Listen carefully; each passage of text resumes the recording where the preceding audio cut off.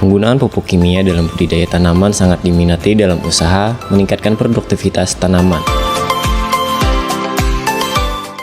Pupuk kimia dapat menyediakan unsur hara yang diperlukan tanaman secara cepat dan dalam jumlah yang tidak banyak.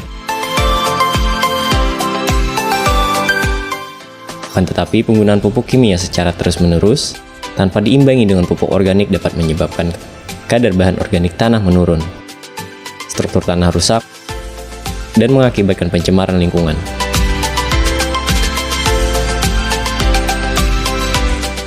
Jika hal ini terus berlanjut, akan menurunkan kualitas tanah dan kesehatan lingkungan.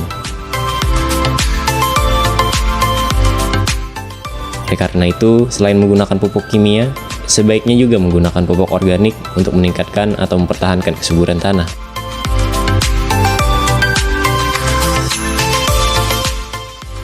Pupuk organik adalah pupuk yang tersusun dari materi makhluk hidup seperti pelapukan sisa-sisa tanaman, hewan, dan manusia. Pupuk organik dapat berbentuk padat atau cair yang digunakan untuk memperbaiki sifat fisik, kimia, dan biologi tanah. Pupuk organik mengandung banyak bahan organik daripada kadar haranya. Sumber bahan organik dapat berupa kompos, pupuk hijau, pupuk kandang, sisa panen, limbah ternak, limbah industri yang menggunakan bahan pertanian, dan limbah kota.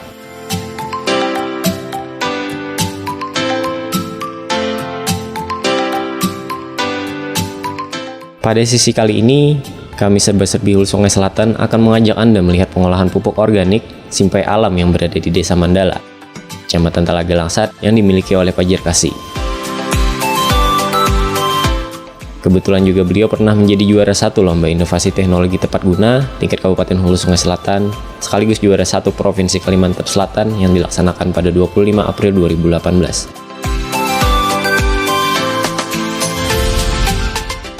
Pada Lomba Teknologi Tepat Guna, Fajar Kasih menampilkan pengolahan pupuk organik, yang mana pengolahan pupuk yang dilakukan Fajar Kasih menggunakan bahan-bahan alami yang mudah diperoleh, antara lain nasi, akar bambu kecil, rebung, gula aren, air cucian beras, dan air kelapa.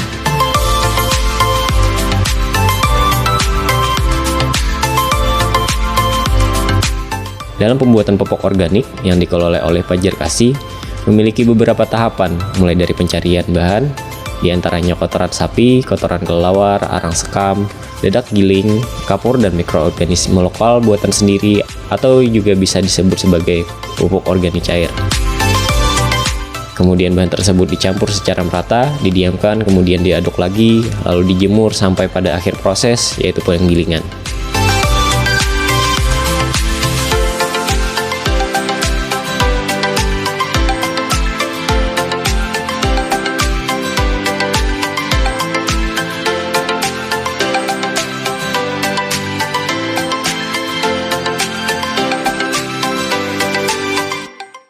Assalamualaikum Pak. Waalaikumsalam. Nuron dari Serba-Serbi Hulu Sungai Selatan Pak.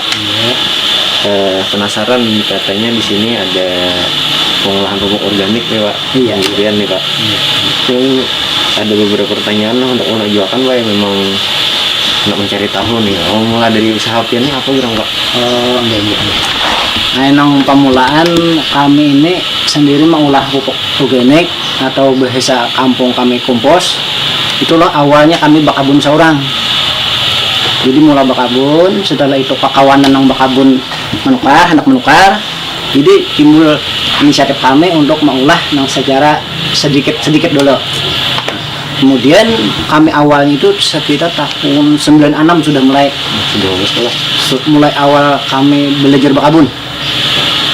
Terus lanjut secara penjualannya secara di kampung aja. Kemudian setelah tahun awal 2000-an, rasanya sudah mulai 2007 kami mulai produksi agak besar. Kemudian 2008-2009 itu umpat di proyek sampai sekarang. Berarti mulai berkembangnya tahun 2000-an malah. Tahun 2000 sekitar 2007-2008. Itu nang Seno ini Bang Pak, pembelinya nih adalah dari luar? Kalau pembeli alhamdulillah sampai saat ini kami hampir kali cukup bahannya. Alhamdulillah. Jadi untuk masa pandemi sekarang ada peningkatan atau penurunan ya? Kalau kami istilahnya kada apa bedanya masalah kada pandemi apalagi ini hikmah bagi kami pandemi ini gasan kambang luar biasa. Orang banyak Iya. di rumah. Kalau sebelum pandemi kan belum kambang belum booming kayak itu nah. Itu waktu itu ke sekitar kalau seharinya kami paling keluar 20 sak. 20 sak. Jadi pian ini berjual grosir kah atau eceran kah? Dua-duanya. Jadi kalau grocer itu kan ada sebagian nama ambil, itu ada sebagian yang kami antare. Jangan diantar gimana? Diantare ke kios-kios pertanian. Yang misal apa perorangan tadi eceran tadi Pak? Pian tuh harus berpesan dulu Pak atau kayak apa gitu? Kada. Kami stok ada terus. Karena pengolahan kami kontinue sudah. Kada ada istilah masa pandemi atau masa kada ada menukar kami tetap ngolah. Tetap ada yang terus Bang, proses pembuatannya tuh apa bisa dijelaskan Pak? Iya.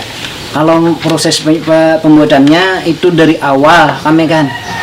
Kalau dulu kami mencari seorang dulu bahannya, kami cari tahu bahannya dulu lah.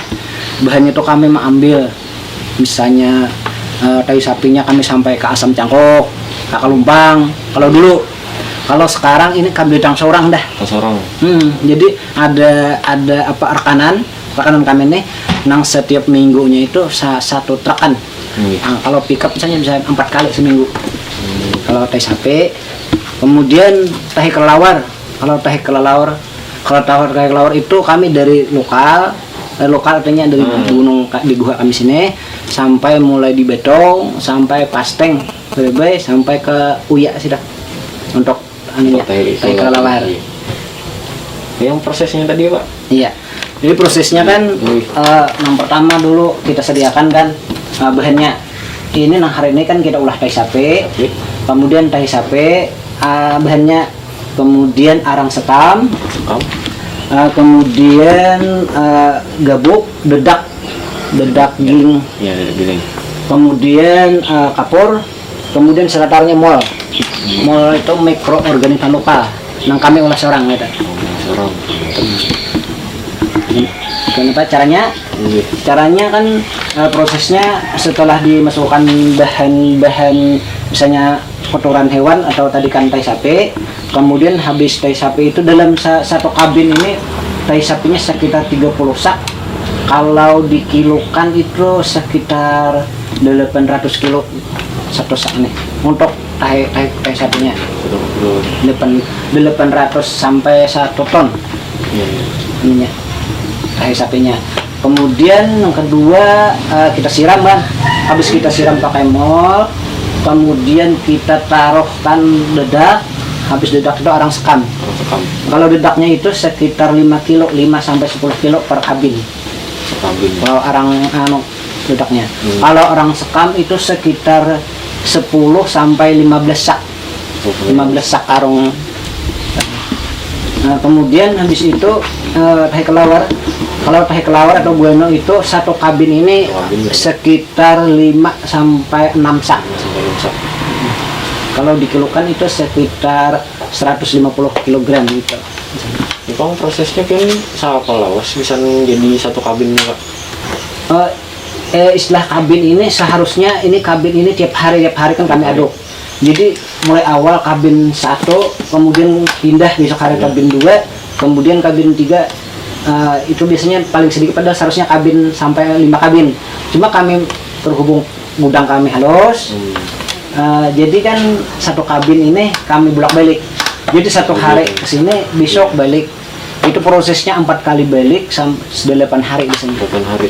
7 sampai 8 hari sudah sampai siap karing angin. 1 hari kami jemur.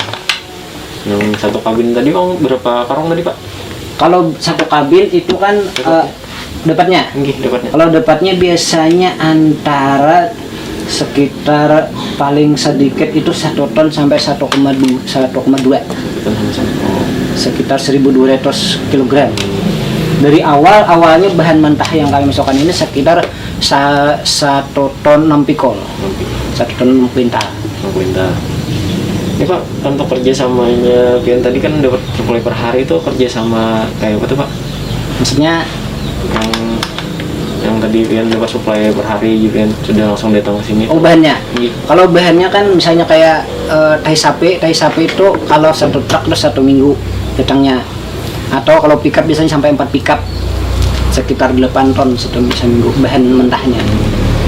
Kemudian kalau tahi kelelawar itu biasanya 2 kali seminggu itu sampai 1 ton datangnya. Kerja sama pihak pemerintah adalah Pak? Dulu. Tapi sekarang ada. Iya, Kami iya, kan iya. sekarang paling maksudnya kerjasama itu di bidang pengadaan kan biasanya. Pengadaan di Dinas Pertanian, Dinas Ketahanan Pangan, kemudian Tata Kota. Oh, ini sudah paling sudah lumayan lah. Alhamdulillah. Iya. Pak, pian kayak apa nih pemasarannya? Kalau pemasaran kalau lokal itu per harinya sekitar 1,5 ton. 1,5 ton. Sekitar 20 sak. Tapi sekarang sudah mulai kerjasama kan, kami kerjasama sama toko-toko di luar Kalimantan Selatan, bukan di luar Hulu Sungai Selatan. Kalau Hulu Sungai Selatan sudah 1, 2, 3, 6 buah toko pertanian. Cuma sekarang di Buntok lawan di mana Ki? Purok Cahau. Itu satu bulan itu 2 truk sekitar 12 ton. Untuk 1 bulannya pengiriman ke Purok Cahau. Ini tadi yang desain eceran tadi tuh Pak, ya harus datang ke sini kah atau dasar pian materakan kah? 2. Jadi kami ada nang menukar ini datang ke tempat kami, kemudian sistem marketplace atau online lah rasanya. Online. Kalau di online kan kami antar dengan ongkirnya tersendiri. Itu via apa Pak? Melalui telepon kah atau? Melalui telepon bisa, melalui ya di WA bisa, atau pesan bisa. Pokoknya untuk Hulu Sungai Selatan kami patok per saknya itu sekitar 10.000 satu sak ongkos kirimnya. Baik, kita izin baik dari Ulun. Mudahan usaha pian ini lancar terus. Amin. Masa pandemi, mudahan jangan ada turunan sama sekali. Iya. Alhamdulillah. Ya, mungkin cukup sampai sini Pak. Iya. Assalamualaikum warahmatullahi wabarakatuh. Waalaikumsalam warahmatullahi wabarakatuh.